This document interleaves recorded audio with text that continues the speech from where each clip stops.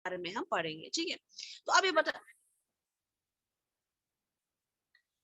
तो 18th century में, अब हम इसको रफली क्या 1707 में जब औरंगजेब मरा तो तब क्या था, तब till the third battle of Panipat in 1761, Panipat की थर्ड बैटल जब थी 1761 में, ठीक है। मैंने आपको ये जो है ऑलरेडी इससे पहले पढ़ाया था, मैंने आपको जो मुगल्स के बारे में बताया था, जब मुगल से पहले जब मतलब मौर्यन एम्पायर था, उसके बाद दिल्ली सुल्तान थे, दिल्ली सुल्तान के बाद मुगल्स का किसने बेसिकली पावर लिया था, बाबर ने। और जब मैंने आपको कहा था कि जब बाबर ने वो कॉन्केयर किया, बाबर का बेसिकली फॉर अ टाइम मतलब कुछ टाइम तक वहां पे रहा, उसके बाद जो है उल्तमश ने वहां पे कॉन्कर किया। फिर वो मैंने आपको कहा कि बाबर की जो है वो लाइब्रेरी वगैरह बनी। फिर बाबर क्या हुआ उस टाइम, वो ड्यूरेशन कहाँ गया बीच में, वो ड्यूरेशन चला गया जब बाबर जो है वापस चला गया पाकिस्तान अफगानिस्तान, और वहां के जो लोग थे उन्होंने उसको हेल्प की। क्यों हेल्प की, क्योंकि उसकी वाइफ उस एरिया से बिलोंग करती थी, उन्होंने उसकी हेल्प की। उसके बाद वापस उन्होंने उनकी मदद से, वहां की जो किंग्स है उनकी मदद से वापस से दिल्ली कॉन्कर किया। और जब उन्हें दिल्ली वापस कॉन्कर किया तो वापस से है जो है मुगल एम्पायर्स का रूल आ गया, ठीक है। तो लास्ट में औरंगजेब था जो मर गया, उसके बाद जो है थर्ड बैटल पानीपत की 1761 की बात हो गई है, ठीक है। तो अभी तक मैंने आपको जो है एक मिनट इस में पढ़ाया था, इस मैप के बारे में पढ़ाया है मैंने आपको, कि अगर आप क्लोजली देखोगे इस मैप में सारे लिखे हैं उसके बारे में, जो जो वहां पे रूल करता था। जैसे बंगाल में भी थे, उसमें भी अलग रूलर्स थे, मालवा भोपाल में थे, गुजरात में अलग थे, अवध में, जैसे मैंने राजपूत के बारे में इससे पहले आपको बोला कि राजपूत भी बिलोंग करते हैं, उनकी भी अपनी डायनास्टी, इनफैक्ट अभी भी कुछ उनके जो है ऑफस्प्रिंग्स मतलब उनके जो सक्सेसर्स हैं, जो अभी मतलब ऑब्वियसली महल वगैरह है उनके पास, तो हमारे पास ऐसे कुछ है कि जो मतलब ये हुआ नवाब वगैरह हुआ करते थे, ठीक है। तो उनके पास भी जो उस टाइम पावर हुआ करती थी। और सेम ही सेकंड मैप भी जो है यहाँ पे बताते राजपूत, जो मैं अभी आपको बता रही थी राजपूत, है ना, ये लिखा है यहाँ पे राजपूत। मराठास, मराठास की बहुत सारी स्टोरीज भी आती हैं, अगर आपने चैनल्स पे न्यूज टीवी पे देखा होगा मराठास की, तो उनके भी जो है किंग्स का बताते वो रूल कैसे करते थे, फिर वो कैसे चलाते थे। हैदराबाद में अगर देखेंगे, उज्जैन में जो होते थे, या गुजरात में भी अगर हम बात करें, बंगाल, मुरादाबाद, पटना, अवध, तो सिक्स का भी बहुत ज्यादा, सिक्स में भी थे, उनका भी बहुत टाइम तक रूल चला हुआ है, ठीक है। तो अभी मैं आपके साथ नेक्स्ट स्लाइड शेयर करूंगी, तो हम इस टॉपिक को कंटिन्यू करेंगे, और लास्ट में सबसे पूछूंगी मैं, और आपकी रिस्पॉन्स जो है वो अभी रिकॉर्ड हो रहे हैं, तो मुझे बताने की जरूरत नहीं है आप ऑफिस स्कूल वालों को कि कौन कर रहा है कौन नहीं। तो तब तक जब तक औरंगजेब चला तब की बात चल रही थी ये, ठीक है। अब हम आगे देखेंगे crisis of empire and later Mughals. अब क्राइसिस मतलब क्या होता है, जब किसी चीज की किल्लत हो जाती है तो क्राइसिस हो जाते हैं उसके, ठीक है। एम्पायर होता है सल्तनत, ठीक है। और उसके बाद जो लेटर मुगल्स, लास्ट के मुगल्स, आपने चैप्टर 4 में मुगल एम्पायर के बारे में पढ़ा होगा, वो कहाँ पहुंचे, उनकी सक्सेस कहाँ तक रही, उन्होंने कितने सारे प्रॉब्लम्स फेस किए, उन्होंने कैसे जो है 17th सेंचुरी तक कैसे उनका जो था वो क्लोजिंग किया था। मैंने आपको डेट भी बताए थे पिछली बार कि कौन कौन से डेट थे, ठीक है। वहां पे बहुत सारे फैक्टर्स थे जहाँ पे जो औरंगजेब जो था, उनकी जो मिलिट्री कैसे चलती, उनकी मिलिट्री कैसे कम होने लगी, उनके फाइनेंशियल रिसोर्सेज कैसे स्क्यूज होने लगे, मतलब स्ट्रिंक होने लगे जिसको बोल सकते हैं। तो वो लोग एक ही फिर किसके खिलाफ वो लड़ रहे थे, दक्कन ने कैसे वो कॉन्केयर किया, वो सब कुछ, ठीक है, वो उसकी बात हो रही है। तो उसके बाद जो कहते हैं उनके सक्सेसर होते हैं बाबर, अकबर, हुमायूं, औरंगजेब, जहांगीर, औरंगजेब वगैरह, है ना। तो ये होते हैं सक्सेसर्स आगे वाले। उनने क्या किया कि उन्होंने जो है उन्हें एफिशिएंटली, ये मैंने आपको बोला है कि मॉडर्न एडमिनिस्ट्रेशन, उन्हें अच्छे से एडमिनिस्ट्रेशन जो उनकी हो गई, पहले चलाई थी, है ना। मतलब ऐसा होता था दबदबा उनका कि वो जो बोलते थे हर जगह वही होता था, और सबको डर लगता था इनके एम्पायर का कि अगर मुगल ने हम पे अटैक किया हम लोग हार जाएंगे, ठीक है, हम लोगों के सामने नहीं टिक सकते। मगर वक्त ये भी आया जब डिक्लाइन ऑफ मुगल एम्पायर, जो मैंने आपको मुगल्स में पढ़ाया है, जब उनका डिक्लाइन हुआ तो उन्होंने जो मनसबदार रखे हुए थे ना, हर किसी एरिया में अलग अलग जो उन्होंने रखे हुए थे, तो वो क्या करते, वो उस एरिया को जो है देखभाल करते थे, साथ ही साथ उस एरिया के जो रेवेन्यूज हैं, जितने भी रेवेन्यूज आते थे वो खुद पे रखते थे और आधा महल में बेचते थे। तो फाइनली क्या हुआ, जो मनसबदार थे हर किसी एरिया में, इसके भी मैंने आपको एरियाज बताए थे कौन कौन थे, वो क्या करता, फाइनली वही पावर में आ गए, और जो क्या हो गया कि मुगल्स का जो है रूल डिक्लाइन हो गया, होने लगा। तो कहते हैं कि नोबल्स अपॉइंट किए गए, जो मैंने आपको सूबेदार्स बोले थे, रेवेन्यूज, मिलिट्री एडमिनिस्ट्रेशन, दीवानी, फौजदारी वगैरह, ये सब कुछ हुआ। उनने क्या किया, उन्होंने जो है पॉलिटिकल, इकोनॉमिक और मिलिट्री पावर दिया रीजन को, इस मुगल एम्पायर को। ये मैंने ऑलरेडी आपको पढ़ाया हुआ है, यहाँ पे टच किया हुआ है, ठीक है। तो उसके बाद जो है प्रोविंसेस में मैंने अलग अलग एरिया, जो मैंने बोले अलग अलग कंट्रोल होने लगा, ठीक है, वहां से रेवेन्यू आने लगा। तो क्या हो गया, तो अब क्या हो गया कि वहां से रेवेन्यू, आप कुछ, जब उनको लगा कि अबे ये जो बादशाह उतना स्ट्रांग नहीं है, तो उन्होंने क्या किया कि उनके पैसे अपने पास, उन्हें अपने ही एरियाज स्ट्रांग बने, मतलब बने थे मलिक तख्त एरियाज। तो क्या हो गया कि पैसा जो है फ्लो नहीं होने लगा, कम होने लगा एम्पायर तक। तो उसकी वजह से वो डिक्लाइन होने लगी पावर। जो पीजेंट्स, मैंने आपको बोला कि जिनके पास अपने लैंड वगैरह होते थे, या किसी का लैंड हायर करके काम करते थे, जमींदार जो होते थे, वो उनके खिलाफ हो गए बहुत सारे। क्यों, क्योंकि खिलाफ हो गए, क्योंकि वहां पे रूल था मुगल्स का। जब अगर मैं आपको पढ़ा है कि अगर आप जो है ये हो, आप जो है शेफर्ड हो, आपके पास बहुत सारे गाय बकरियां हैं, तो आपका ऐसा रूल है कि आपको एज अ टैक्स कुछ भेड़ बकरियां आपको महल पहुंचानी है।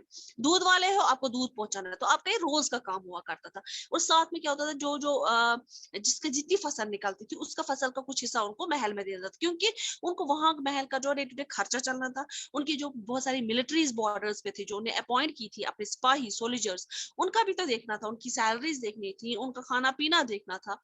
तो ये अब जब उनको लगा कि डिक्लाइन हो रहा है, तो वो भी उनके खिलाफ हो गए। तो उसके बाद क्या हो गया कि वो अब टैक्स तो उनको देना नहीं पड़ा, क्योंकि वो टैक्स उन्हें अपने पास रखा। तो उनको जो उस टाइम पे लगा कि जो पावरफुल है वो उन्हीं के साथ उस टाइम पे मिलने लगे। तो क्या हो गया, मुगल्स जो है, मुगल्स की अथॉरिटी चैलेंज की गई, रिबेलियन ग्रुप्स अब बन गया ना एक साथ ग्रुप, सूबेदार, मनसबदार, इनने क्या किया, ज्वाइंट में एक ग्रुप बन गए। और उसका क्या हुआ कि फाइनली जो है मुगल्स वहां पे कमजोर पड़ गए, ठीक है। उन्होंने उनके इकोनॉमिक रिसोर्स जो भी, वो भी बंद कर दिए। मतलब जो पहले महल में जाता था चीजें, वो अब इन सूबेदार्स के पास जाने लगा, तो पोजीशन डाउन हो गई। तो औरंगजेब जो है वो ये सब कुछ नहीं कर पाया। तो उससे क्या हो गया, पॉलिटिकल और इकोनॉमिक अथॉरिटी जो है उसके हाथों से चलने लगी। लोकल्स के, वो लोकल चीफ जो उसने अपॉइंट किए थे खुद लोकल्स के, वो उनके अंडर चलने लगे, ठीक है।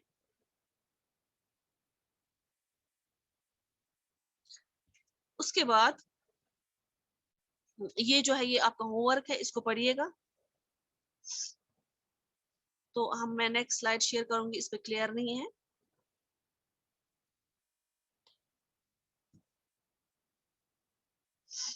नादिर शाह, जो अब यहाँ पे नादिर शाह अटैक्स, अभी देखेंगे ये भी क्या है।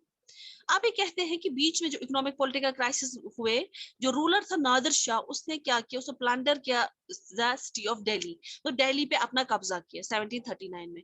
और उसने जो है बहुत ज्यादा जो वेल्थ का अमाउंट लिया। इन्वेजन होता है कहीं कोई चीज लेना। उससे उसके बाद जो है प्लंडरिंग रेट्स, अफगान रूलर्स आ गए। शाह अदाली अब्दाली आ गया, जिसने नॉर्थ इंडिया लिया 5 बार। किससे, 1748 से 1761 तक उसने 5 बार वो कॉन्क्यर किया, ठीक है। ये अब नादिर शाह अटैक्स, नादिर शाह ने जब दिल्ली को अटैक किया, ठीक है, तो क्या हुआ, नादिर शाह जो था, वो एक कंटेम्प्रेरी ऑब्जर्वर था। ये आप खुद पढ़िए, ठीक है, क्योंकि मैं आपसे पूछूंगी नादिर शाह के बारे में।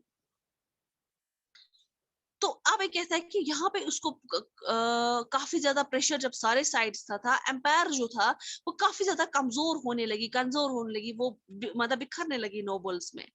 वो जो है मेजर ग्रुप अलग रहे, ईरानीज, तुरानीज, जो तुर्किश वगैरह है, बहुत टाइम तक जो था। और लेटर मुगल एम्पायर जो है वो पपेट, पपेट क्या होता है, वो एक खिलौना बन गए, उसको कठपुतली बन गए उनके हाथों में। और जो उनको वो बोलते थे वो वही करते थे, ठीक है। क्योंकि जब भी इंसान कमजोर पड़ता है, 100 लोग अटैक करते हैं। जब इंसान खुद स्ट्रांग होता है, तब कोई नहीं कुछ कर पाता है। और सबसे बुरी जो उनकी जलालत हुई, इंसल्ट हुई, वो हो गई जब दो मुगल एम्पायर, फखरुल सायर जो 1713 टू 1719 में चला, और आलमगीर सेकेंड 1754 टू 1759 में वो एसेसिनेट हुए। एसेसिनेट आपको पता होगा, जब उनको किडनैप करते हैं या तो उनको मारते हैं या तो उनको जख्मी करते हैं। यूजुअली मारने को ही एसेसिनेट कहते हैं, किसी को जानबूझ के मारना, कत्ल करना, ठीक है, उसको एसेसिनेट कहते हैं। और हाँ मतलब मारना उसको, लेकिन जब उसको सामने वाले को पता भी नहीं हो कि मुझे मारना है, ठीक, मुझे मार रही, उसको एसेसिनेट कहते हैं।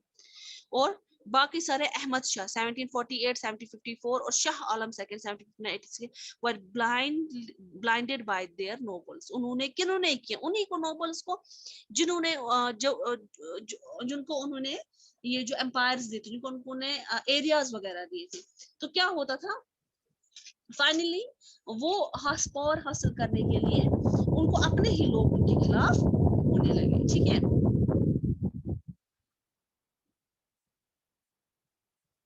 समझ आया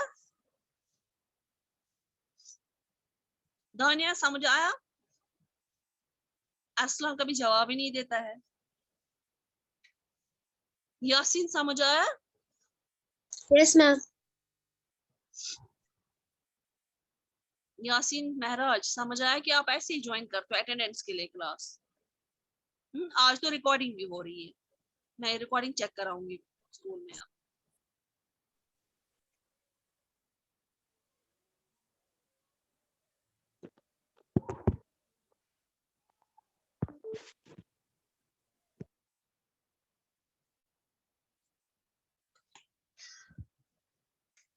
अच्छा, अब ये कहता है यहाँ पे जो नई नई स्टेट्स बनी, 2-3 मिनट में आपको ये पढ़ाऊंगी क्योंकि उसके बाद मैं आपके वो पीडीएफ पहले भेजूंगी।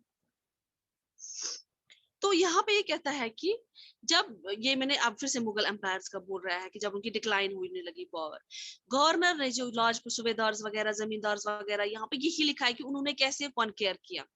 तो मुगल एम्पायर आहिस्ता आहिस्ता नंबरों में तोड़ गई, मतलब आहिस्ता आहिस्ता थोड़े थोड़े सेगमेंट्स में गई, रीजनल स्टेट्स में होगी।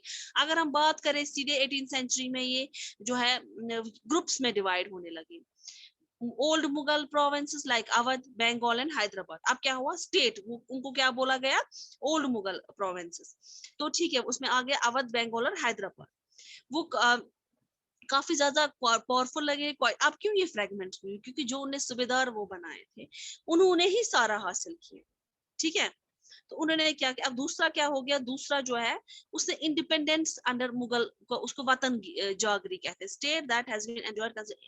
वो क्या हो गया, वो मुगल्स, उनको लगा कि हम मुगल्स की चुंगल से आजाद हो गए, उनका नाम रखा गया वतन जागीर। ठीक है, उसमें काफी ज्यादा राजपूत वगैरह हुआ करती थी, जो पहले मुगल से डरते थे, मुगल्स के अंडर हुआ करते थे। अब उन्होंने भी अपने पैर फैलाना शुरू किए।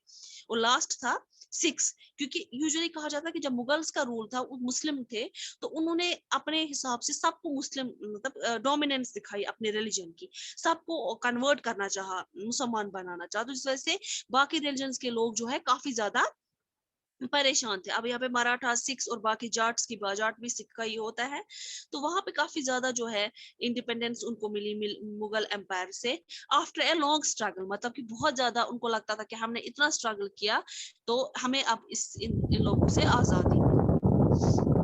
ठीक है, सब किसी को कुछ पूछना है? किसी को कुछ पूछना है? सबको समझ आया? Yes ma'am. यासीन क्लास में से एग्जिट हो गया।